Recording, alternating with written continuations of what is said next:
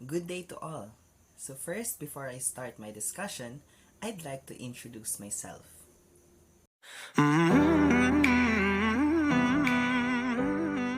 So now that you already know me, I would go directly to my report, which is the socio-emotional approach. So what is the definition of socio-emotional approach or learning? Some refer this as learning instead of approach. So socio-emotional approach, it is also called as socio-emotional learning. It is the process through which children and adults acquire and apply the knowledge, attitudes, and skills necessary to understand and manage emotions, set and achieve positive goals, show empathy to others, and establish relationships and make responsible actions. Now, as human beings, it is necessary for any educators to understand that the students have emotions. Even as human as we have emotions. And our job is not to eradicate our emotions altogether, but rather it is to train our students how to manage their emotions and to use that to show empathy to others and in order for them to establish relationship and to make responsible actions. So that is the socio-emotional approach. It is when the teachers assist the students in developing the skills necessary to manage their emotions. So, educators, parents, and policymakers, they recognize that the SEA, or this is the short abbreviation of socio-emotional approach, are necessary for effective life functioning, because as we grow old, we will all need to be trained how to manage our emotions. And so through SEA, we are, or the students are given the opportunity to learn how to manage their emotions, because SEA promotes and enhances students' connection to school, the positive behavior, and academic achievement. Another definition, it is also promoting social and emotional development of students. It will involve teaching and modeling. This is based from a theory called social learning theory, but we will discuss it later under the theoretical basis. But it gives them the opportunity to hone their skills and to apply it for various situations. This is life learning. We have to consider that our students are not being prepared for the present state of them being students, but also training them for applying everything that they've learned in school and how they can use it in real life situations. So what is the purpose of SEA, or socio-emotional approach? First purpose, educators and community agencies serve students with different motivation for engaging in learning.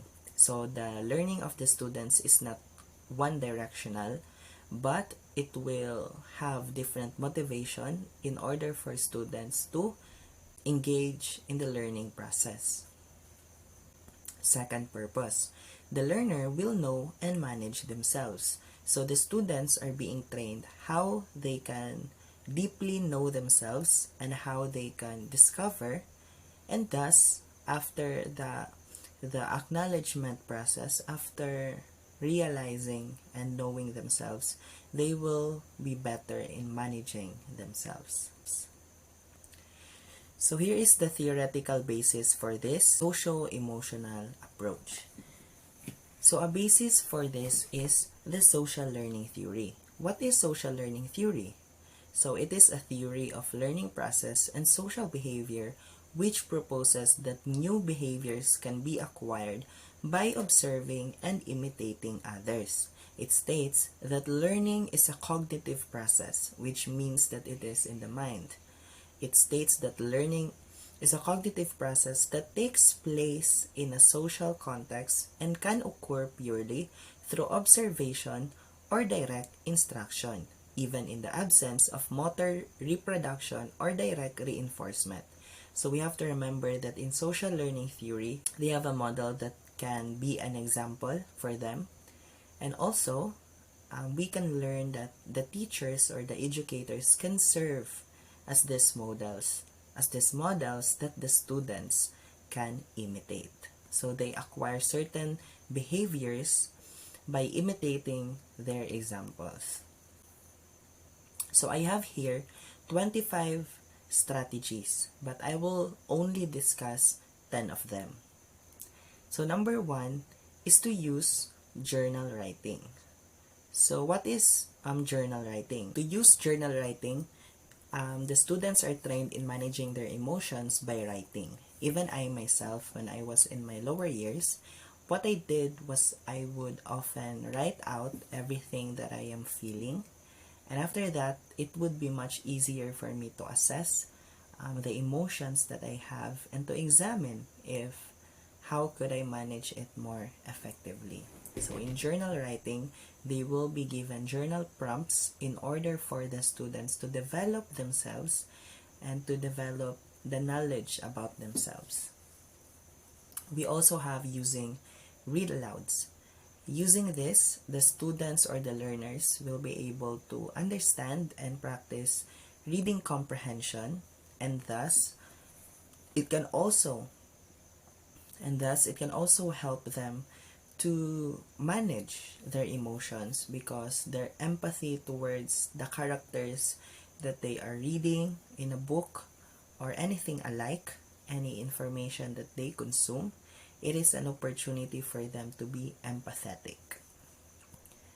Third is to do daily greetings. So the teacher must have a genuine and authentic connection with his or her students.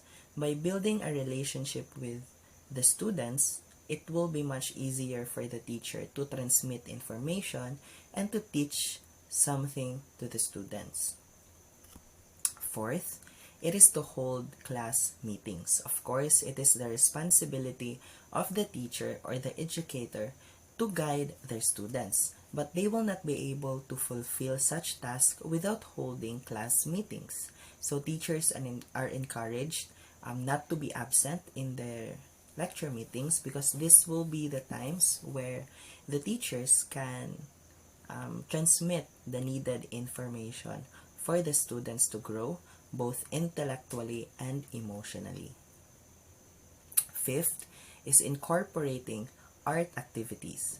So students or learners are given the opportunity to incorporate the lessons through art activities by which they are able to express their emotions. So suppressing the emotions within the students can be detrimental to their mental health. So to combat this, by using art activities, they are able to express their emotions, thus helping them to develop a sense of self-knowing and will help them to manage their emotions more effectively.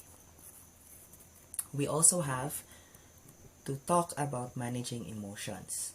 So it is not just about the activities that we will incorporate, but we must also be transparent in talking to the students about how to manage their emotions. The teacher or the educator can give practical tips, or the teacher or the educator can give talks about managing their emotions so that the students will be guided and they will have a general idea about how to manage their emotions. And if ever they have questions or queries, the teacher will be able to address them. Seventh, to give responsibilities. Of course, it is not the job of the teacher or the educator to have all the task by him or herself. But in order for the teacher to help the students develop a sense of responsibility, he or she or the educator must learn how to delegate tasks to the students so that the students can learn entrusting to themselves. 8. It is to practice problem-solving skills. So in order for the students to learn how to apply everything that they've learned about the socio-emotional approach, they must also practice problem-solving skills, because most of the time, the students learn when they are able to apply the knowledge and to put it into application. So through problem-solving exercises, they are able to put those things that they have learned, which is from their cognitive processes in their minds, and they will be able to put it into application. Second to the last, number 9, it is to build community with teamwork. So from the name, socio-emotional, it will not only focus on the emotional part of the students, but also their social part. So building communities which they can trust and they can be comfortable with can really help in letting them experience social and emotional growth. And last, we have to encourage them with positive self-talk. The teachers should encourage the students not to degrade themselves, instead, to practice self-talk, to practice positive affirmations, so that the students will learn how to have an effective intrapersonal relationship. So this is the last of my slide. I hope that you have learned something about the strategy. Some of the strategies will be discussed by my partner of this given topic. But I hope that the definition, the purpose, the theoretical basis is clear to all of us why social emotional learning approach is important. Good day everyone, I am Labe and I am going to continue tackling the rest of the 25 ways to integrate social emotional learning in the classroom. 11. Celebrate diversity. Spend time discussing and learning about people from diverse cultures, backgrounds, and ability levels. So kids need to hear, see, discuss, and understand that we are part of a larger community within our countries and world. Early discussion about diversity can help promote tolerance, acceptance, and inclusion for everyone. So it also helps students to educate themselves about the different cultural backgrounds, especially to their classmates or the people that surrounds them. 12 is to incorporate hands-on crafts. So if your students need a craft break or activity before a holiday, use the time to promote social and emotional skills. And incorporating hands-on crafts is a way to teach critical skills like positive self-talk. 13 is encourage reflection. So after students complete a task, assessment, project, or assignment, encourage them to reflect about their own progress. Of course, giving them some rubrics, guidelines, or criteria on the test that they are going to do, and as well as if they and as well as grading them, they will easily know what things that they are lacking or needs to enhance. 14 is practice mindfulness. Using mindfulness in the classroom can help teach kids how to calm down before a big test, manage their emotions when they are upset, and just feel happier in the moment. Sometimes kids don't really know how to calm down on their own, so you need to intervene and calming down what they have feel in the current situation. Teaching mindfulness can help kids learn breathing strategies, how to focus on just one thing at a time, and relaxing our bodies. You can use this mindfulness activity to teach kids these strategies right away. So for example, in the exam, so before that, you need to give them give them um, give them an advice, and in order to make themselves at ease, and as well as cheering them, so that they will feel motivated when taking on the exam. 15. Create a calm down area. So set up a small area in your classroom with a bean bag, a few books, a calm down jar, a few fit sheets, and anything else you have that is calming. Students who need this space can sit, use coping strategies, and return back to class when they are calm again. So those are the example strategies on helping them to calm down. You can also you can also build some mini libraries in your own classroom for them to read or just relax in that space. So 16 is promote a growth mindset. Embracing a growth mindset can help kids and young adults learn that we can accomplish our goals with hard work, good strategies, and persistence over time. Promoting a growth mindset is important when teaching social and emotional skills. 17 is encourage kindness. It is the most favorite ways to promote kindness is encouraging random acts of kindness. You can um, you can uh, like encourage students to write something about a certain events that happen in their life, like an act of kindness, reflection about an act of kindness that is that they experienced.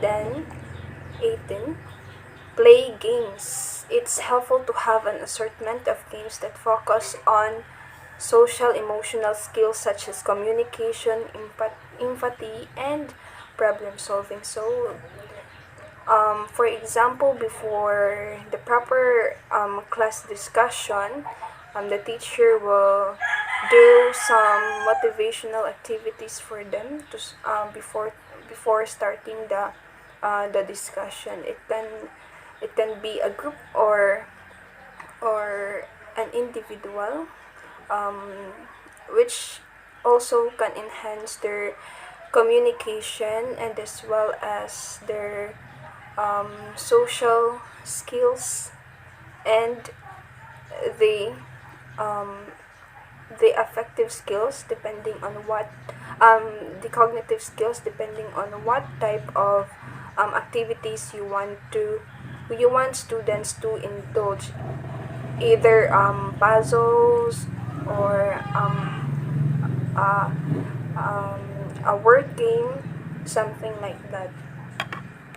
19 is provide a daily check-in. You can do this either through a morning meeting or just a quick check-in for specific students in need. Have students identify how they are feeling and consider what they might need to improve their emotions in the moment. So before um, after after doing the attendance, you can ask students how they are feeling, how's their day, if it is good. And so it is very important to know if the students doing better on their day. 20 is discuss empathy. Empathy is one of the most critical skills for kids to develop. It is the foundation for considering about how others think and feel, so that we can respond in socially appropriate and compassionate way. So you can practice empathy on its own or through literature by discussing characters and how they might feel in a variety of situations. So that is the example um, of practicing their empathy. 21. Create a smart goals. Smart goals are another way to help kids have control over what they want to um, accomplish in life.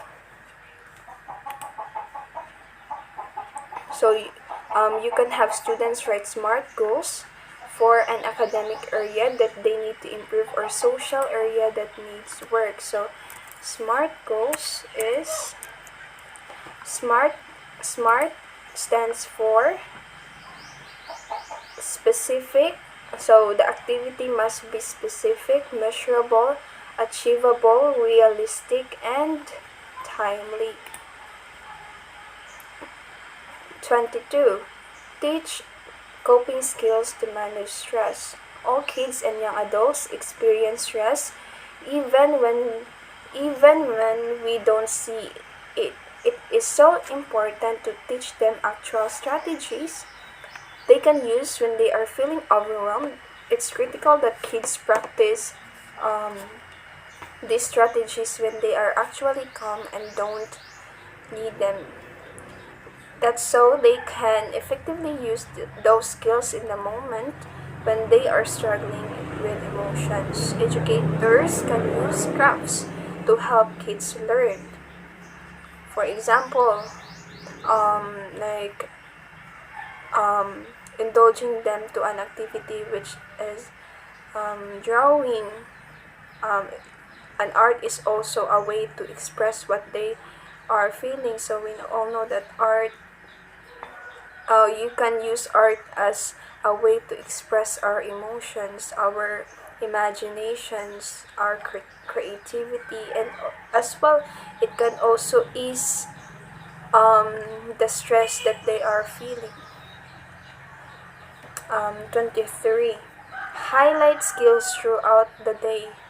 Just teaching or addressing some of these emotional skills isn't enough. When you see them in action in the classroom, highlight and encourage the skill. For example, you might say privately to a student, I noticed you were frustrated when you couldn't work with the group you wanted, and you did a great job using your self-control and flexibility to go with the flow and choose another group. Thank you. And you can highlight the skills to the whole class too. You might say, before this test, I want everyone to just stop and use some positive self-talk. Give yourself a compliment. It also applicable to to um, when they are taking an exam. So giving them a compliment um, or saying them that give yourself a compliment, so it will make their day good. 24 is teach active listening skills. All kids need to learn strong active listening skills for success at school, with friends at their future jobs. Kids will use them in your classroom when you are teaching, when they are working with a partner or on an assignment, and when they are just chatting with a friend. Teaching kids and young adults active listening skills is an important social, emotional learning skill. And last strategies is to teach group ground rules. Group work is an important part of learning in the classroom, but it is not a strength for all learners, since we all know um, um, students have different varieties of learning, and no students are the same. So have your students develop ground group ground rules for what is important when working in a group. Some examples might be: do your fair share of the work, stay with the group and give everyone a chance to speak up. Continually remind students of these rules when working in groups or partners. So the the 25 strategies to or ways to integrate social emotional learning in the classroom. So that's the end of my discussion. Thank you.